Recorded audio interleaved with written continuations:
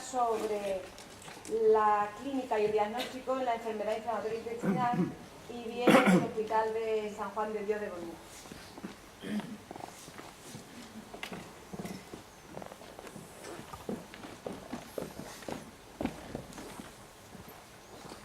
Hola, buenos días.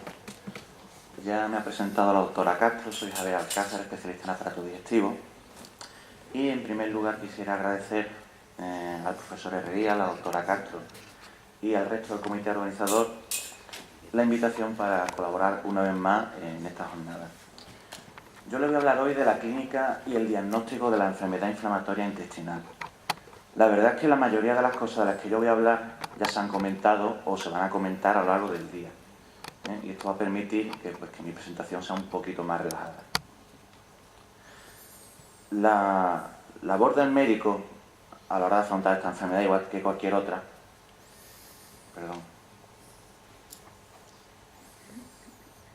es una labor que... Un momentito, por favor. Disculpen la interrupción.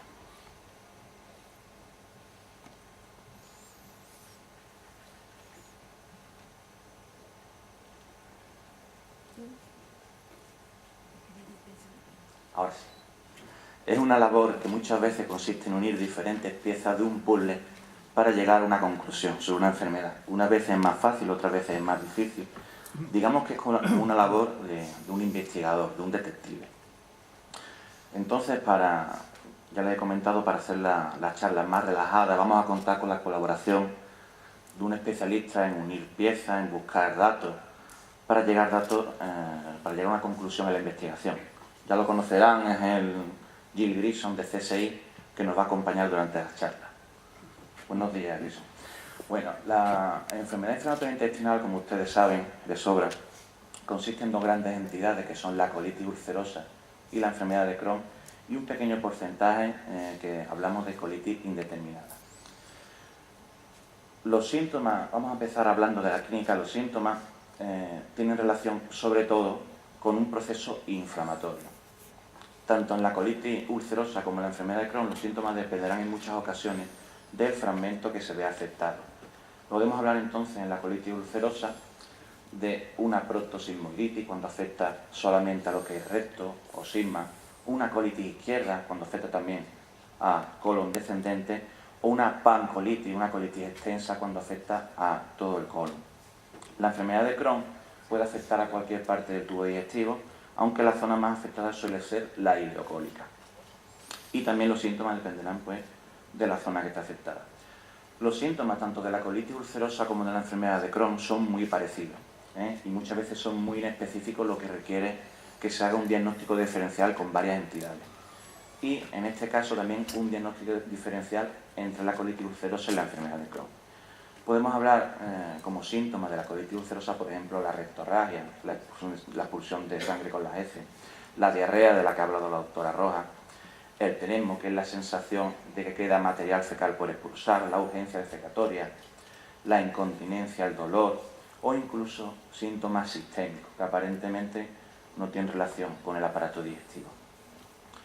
Y los síntomas de la enfermedad de Crohn también son muy parecidos. También hay diarrea, también puede haber dolor abdominal, también puede haber rectorragia, el tenesmo, la urgencia defecatoria, pero se caracteriza también por tener enfermedad perianal. Las características fisiopatológicas de la enfermedad de Crohn hacen que también existan esa serie de fisuras, de fístulas, de accesos en la zona perianal. Esta diapositiva, este cuadro ya se ha presentado anteriormente y son las características diferenciales típicas entre la enfermedad de Crohn y la colitis ulcerosa, ¿no? La principal característica sería que, por ejemplo, la colitis ulcerosa solo afecta al colon, mientras que la enfermedad de Crohn afecta a cualquier parte del tubo digestivo. En la colitis ulcerosa, esa afectación normalmente es difusa, comienza en el recto, mientras que en la enfermedad de Crohn la afectación es parcheada y puede afectar a diferentes partes del tubo digestivo. En la afectación rectal en la colitis ulcerosa casi siempre se da, mientras que afecta a la mitad de los casos en la enfermedad de Crohn. La afectación del hilo terminal es muy frecuente en la enfermedad de Crohn, mientras que la colitis ulcerosa es bastante rara por esa afectación exclusiva del colon que hemos hablado.